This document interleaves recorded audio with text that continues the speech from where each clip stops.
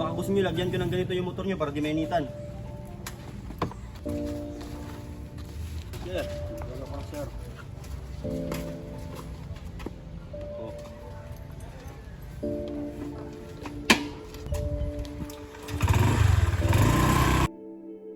Kasi na siguro ito pambili ng paborito ng nanay at saka gamot.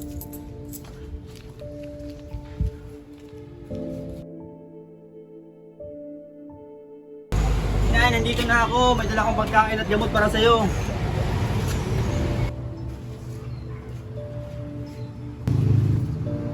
Nanay, okay na ba yung pakiramdam? Okay na anak. Bangon ka dyan, Nay. May dala akong pagkain para sa'yo.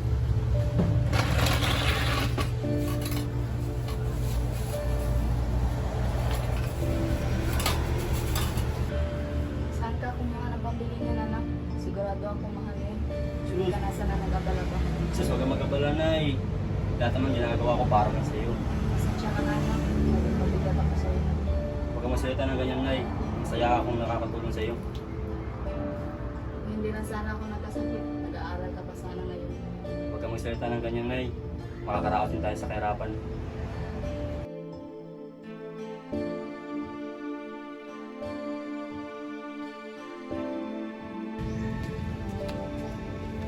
Ma'am, ako po yung nagbantas yung motor. Salamat po.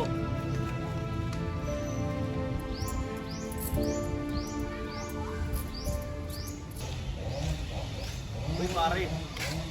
Sino ba yung nanay mo? Hindi niya pare, ang mahal ang gamot niya. Uy pare, kaya na kita nakita dito, saan ka ba galing? Bago na kasi akong trabaho ngayon, pre. Ang laki ng bayad.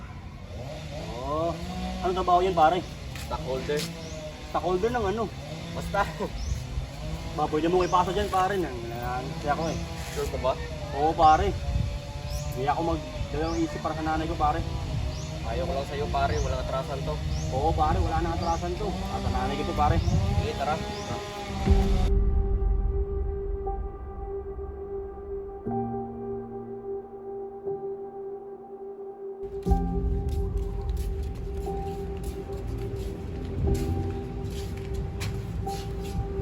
Boss, may gusto mag-apply ng trabaho. Sino ba yan?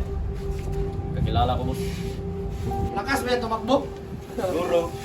Ano bang trabaho ginagawa niyo dito boss? Ito lang naman.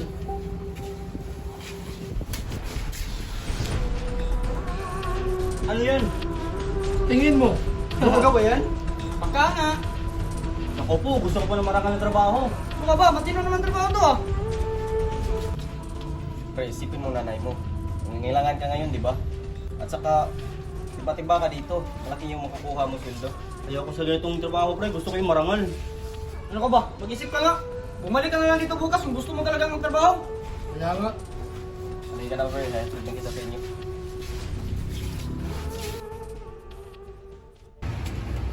Nay! Nay! Nay, nasan ka, Nay? Nay? Nay! Nay! Nay, andyan ka lang pala. Ano nangyari sa'yo? Nahihilo lang ako ano. Punta ka dito, Nay.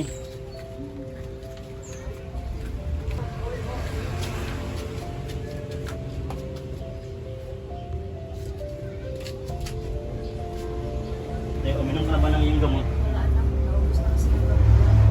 Huwag kang mag-alala, Nay. Gagawin ko ng paraan. Bukas bibili ako.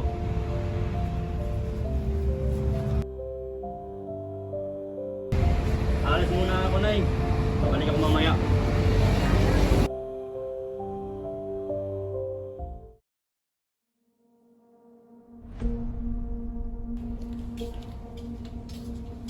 Oh, nandito ka na pala. Nakapag-isip-isip ka na ba? Kailan pa ako magsisimula? Yan ang gusto namin, matapang. Ngayon na.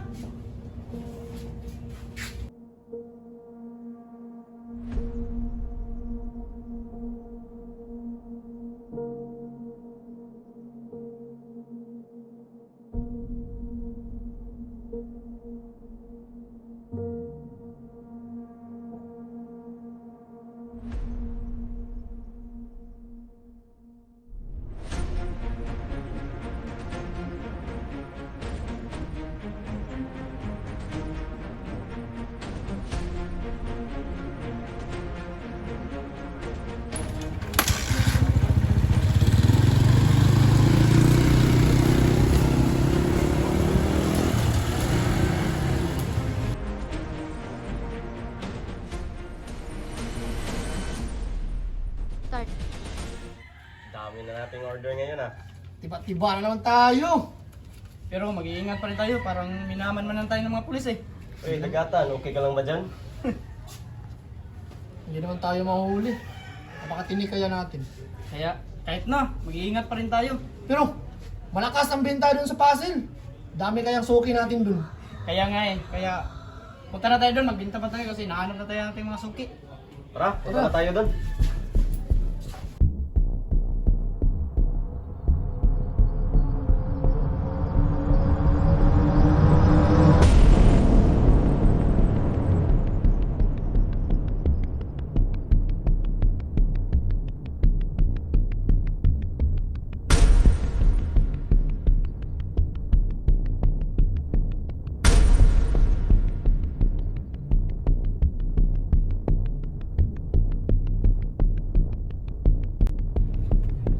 Kumpirmado na, nandito sila nagtatransact ng droga. Copy, lusobin na natin.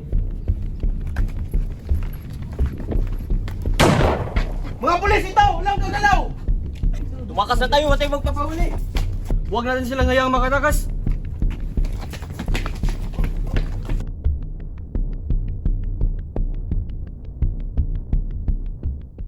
Magandang umaga po, ako po si Pioto Alvarida. Nagmula po ako sa Anti-Illegal Drug Unit. Nandito po ako para kumuha ng salaysay sa mga nangyari kanina. Magandang umaga rin ho, sir. Wala pong problema. Salamat po sa oras niyo, miss. Huwag ka mag-alala. Ligtas at protektado ka ng batas bilang saksi. Sige ho, sir. Medyo kinakabahan lang po talaga ako eh. Ayos lang yan po, relax po tayo. Simpleng pag-uusapan lang ito. Ang layunin ng interview na to upang makuha ang iyong salaysay kung ano ang mga nakita mo kanina bago at habang nangyayari ang insidente. Makakatulong ito sa aming investigasyon. Sige po, sir. Sasabihin ko po ang lahat ng mga nakikita ko. Maaari mo pang ikwento sa iyong sariling paraan ang mga nangyari kanina? Kanina ho, may nakita po akong 2 tao na bumaba sa motor dyan at sa katunayan po, palagi po silang pumupunta sa pwesto dyan at may takip po lagi ang mukha nila. At may laging dalang envelope at hindi ko po alam kung ano ang laman nun. Subalit ilang minuto po dumating ang otoridad at nagkagulo na. Salamat po, miss. Maaari mo bang makikilala ang 2 tao na to? Opo sir, meron po kasing time sir na tinatanggal nila yung pambalot sa mukha nila at nakilala ko po. Maaari mo bang makikilala ang mga tao na ito pag pinakitaan ka namin ng litrato sa mga nahuli? Sa palagay ko po, oo. Malinaw ko silang nakikita. Maraming salamat, miss. Malaking tulong po ito sa aming investigasyon. Kung kailangan namin ng follow-up, makikipag-ugnayan po kami sa iyo. Walang anuman sir, para po ito sa seguridad ng lahat. Walang anuman sir, sana po mahuli ang mga yan para po sa seguridad ng lahat. Sigurado po, ingatan niyo po ang sarili niyo at salamat sa iyong kooperasyon.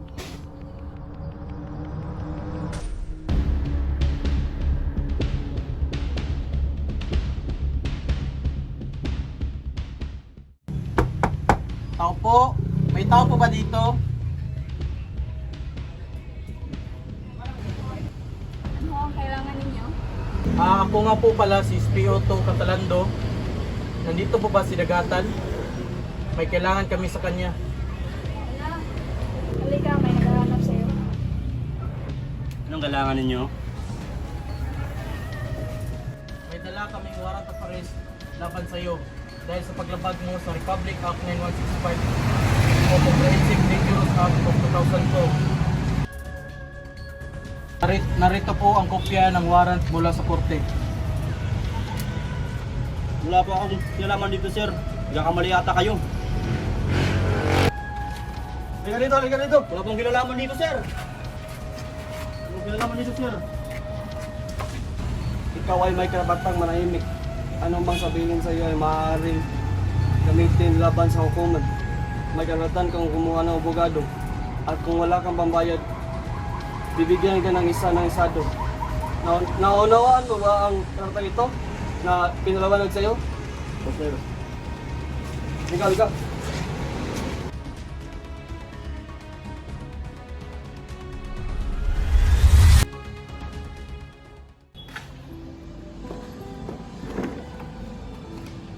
Magandang hapon sa Dagatan. Ako si Pioto Lato. Ako ang naka-assign sa kaso mo ngayon. Kamusta ka? Hindi po ako okay ma'am, nag-aalala po ako sa nanay ko. Naiintindihan ko yan. Hindi madali ang sitwasyon mo ngayon. Pero gusto ko lang marinig kung ano ang totoo. Ma'am, wala po talaga ako intention. Gusto ko lang po kumita na kahit kunti para pangkain po sa nanay ko. So, sinasabi mo ba ito na ginawa mo lang dahil sa kahirapan? Opo, wala po akong trabaho kasi yung nanay ko may sakit. Dagatan. Alam kong mahirap, pero naiintindihan kita. Kapag gipit ka, minsan, kahit alam mong mali, sumusugal ka, di ba? Tama ako?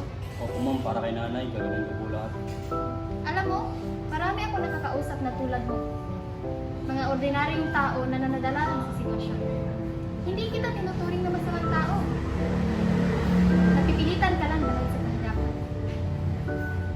Salamat po ma'am. Nahiya po ako sa sarili ko. Ayaw ko po mapasok sa ganitong sitwasyon ko. Dahil po ako sa kahirapan. Tutulungan ka namin. Basta handa ka magsabi ng totoo at tumulong sa investigasyon. Ma'am, sasabihin ko po lahat ng nalalaman ko. Masisisi po talaga ako sa nagawa ko. Mabuti yan, Dagatan. Hindi pa huli ang lahat. Ang mahalaga ngayon, makikipagtulungan ka sa amin.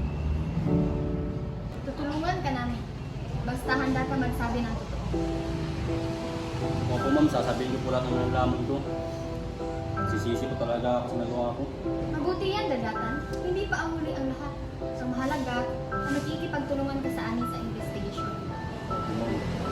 Huwag ng tao nagkakamali. Ang importante, inamin mo ang masama mong ginawa. Tutulungan ka namin maayos ito